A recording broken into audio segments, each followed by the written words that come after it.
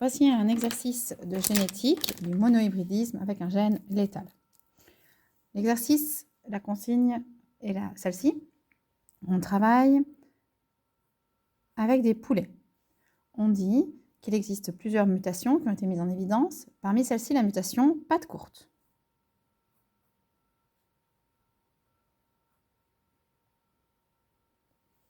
Qui s'oppose donc à des pattes de taille normale.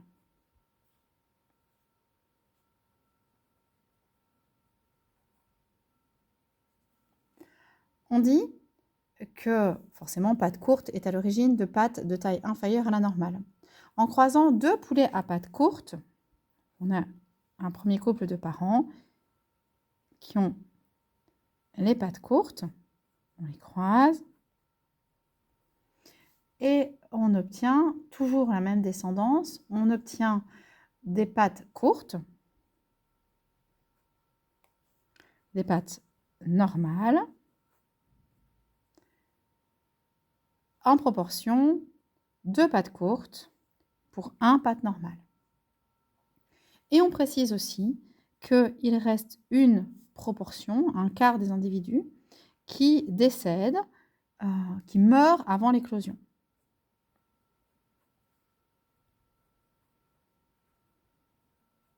Ce premier croisement, qui est donc un croisement où on obtient une F1, me donne pas mal d'infos pour pouvoir analyser le génotype des individus parents à pattes courtes. Donc, ce qu'on peut observer, c'est que la F1 n'est pas homogène.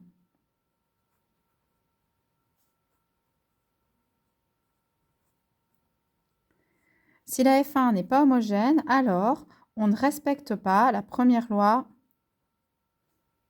de Mendel, ce qui a pour conséquence que les parents ne sont pas, en tout cas pas tous les deux, de lignée pure.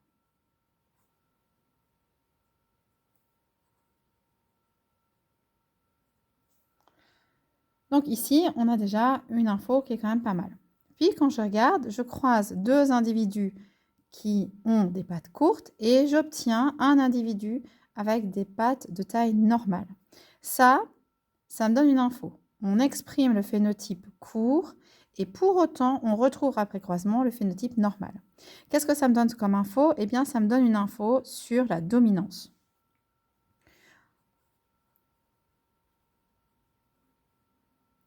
Ici, l'allèle dominant va être court, qu'on va écrire avec un grand C, et normal, qu'on écrira avec un petit n, sera donc le récessif.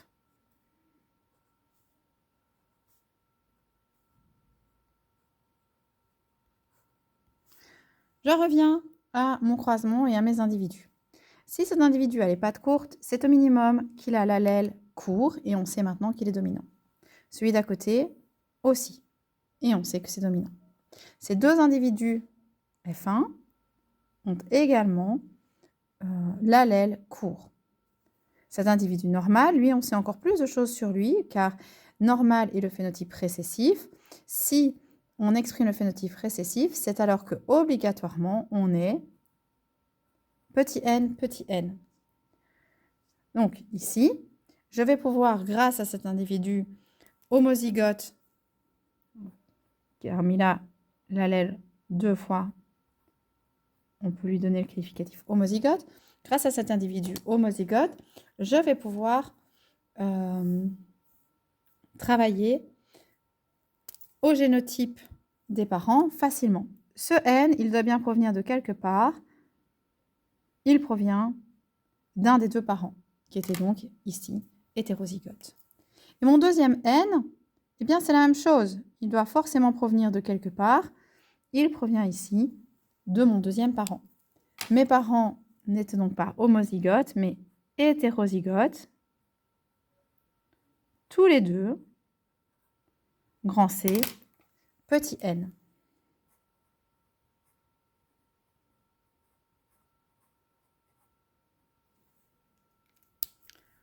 Alors, quelle est la particularité de cet exercice?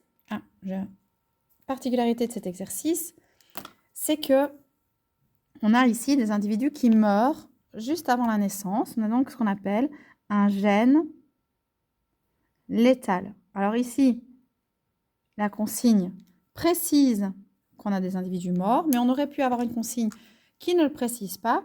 Et là, ce qui attire votre attention, c'est le fait qu'on ait 2, 1, qu'on ait des groupes et des proportions par tiers et pas par quart ou en 16e, qui sont les proportions habituelles dans un croisement, soit de monohybridisme, soit de dihybridisme, selon Mendel.